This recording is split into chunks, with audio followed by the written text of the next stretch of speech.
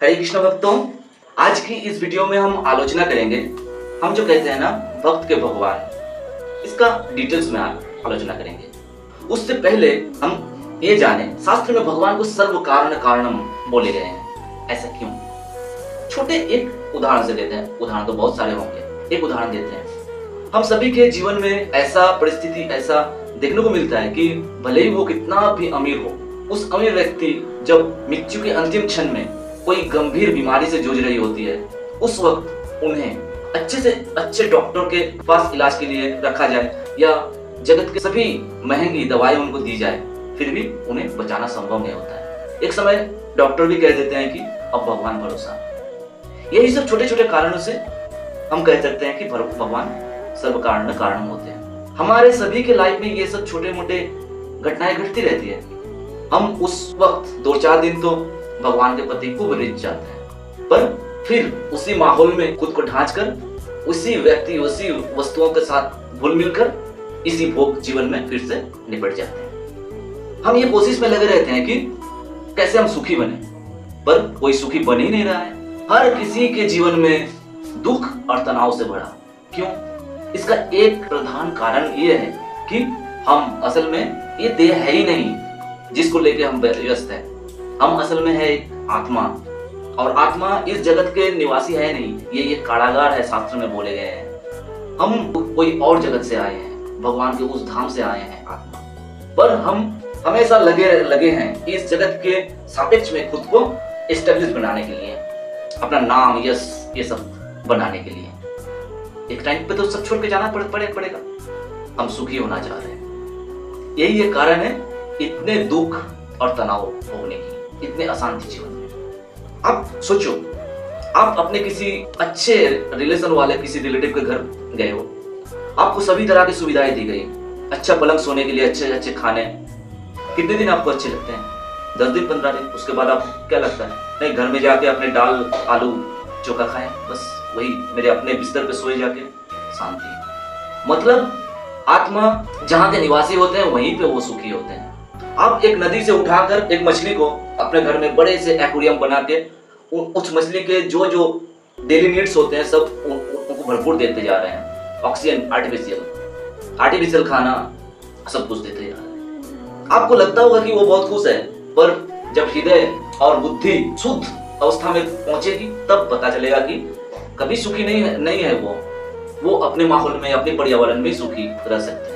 हम उन्हें यहाँ पे यातना दे रहे हैं, हम भाग इकट्ठा करते जा रहे हैं। शौक होते हैं पक्षी पोसना, सोने की पिंजरे बनाकर उसको सोने के दाने डाले जाते हैं। आप उसको अच्छे खाना दे रहे हैं, क्या आपको लगता है वो सुखी है? नहीं सुखी होता है।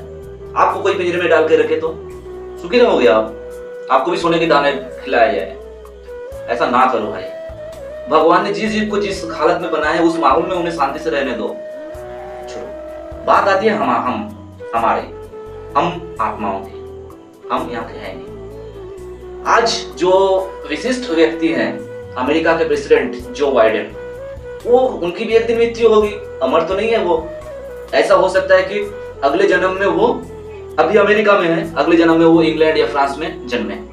उस टाइम उन्हें हो सकते हैं कि मानव देह ना भी मिले, हो सकता है कि उन्हें कोई गाय की देह मिल जाए, और फिर उन्हें उस देश में तो बीफ खाए जाते हैं, उन्हें फिर कसाई लोग पकड़कर हत्या करेंगे। आज इस जन्म की हालत देखो और उस जन्म की हालत। यही होती है कि आत्मा की सच्चाई।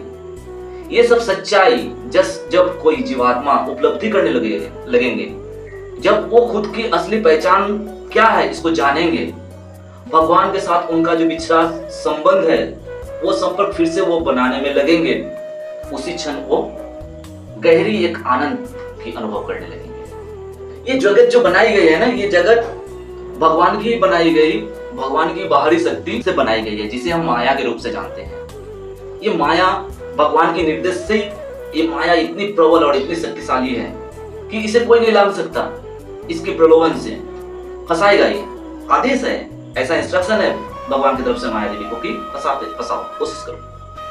भगवान ने क्या, माया का अपना काम करते हैं, यमराज अपने काम करते हैं। जब कोई भक्ति मार्ग में प्रवेश करता है, भक्ति की उच्च स्तर पर जाने लगता है, माया देवी हर तरह से कोशिश करते हैं, उससे फिर परीक्षा चलती है, उसको लांघ के जाना पड़ता है। जब कोई यहाँ से इस स्तर को पार कर जाता है तब भगवान उसे प्रोटेक्ट करने लगते हैं। भगवान ने कहा है ना गीता में, माम एकम शरणम व्रज।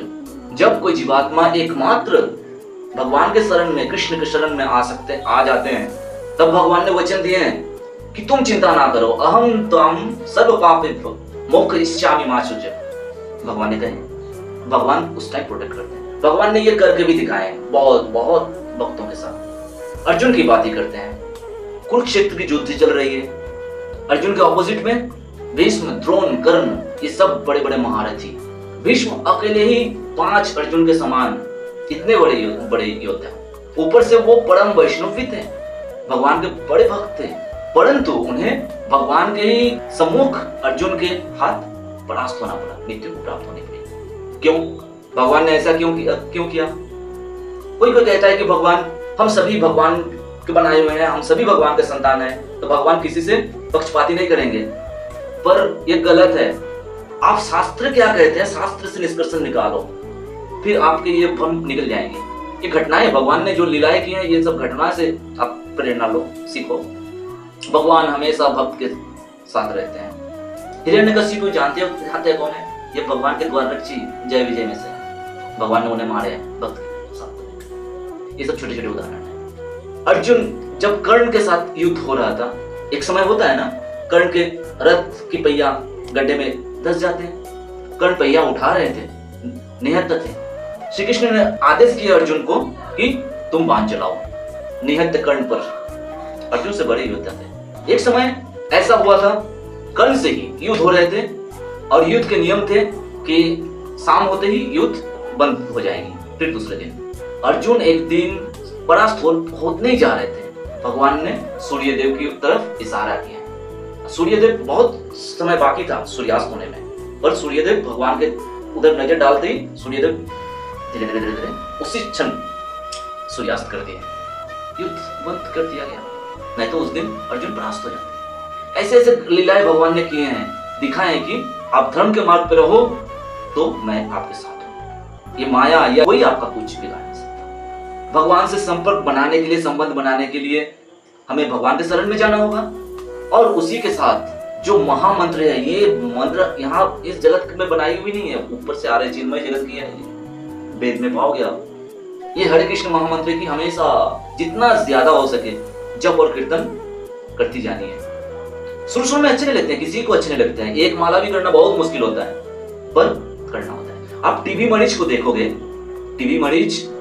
जो उससे क्या बोलते हैं, मैं बंगालियों को हिंदी नहीं आती उतनी, जो शक्कर की तरह होते हैं ना, चलो मैं कैंडी के नाम से चला देता हूँ। टीबी के मरीज को आप कैंडी दोगे खाने के लिए, उसे उस कैंडी के टेस्ट करवा लगेंगे, पर क्या कैंडी करवा होते हैं? असल में स्वाद मीठा होते हैं।